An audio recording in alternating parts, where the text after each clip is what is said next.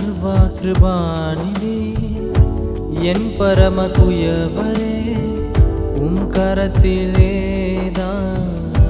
என் ஜீவன் உள்ளதே.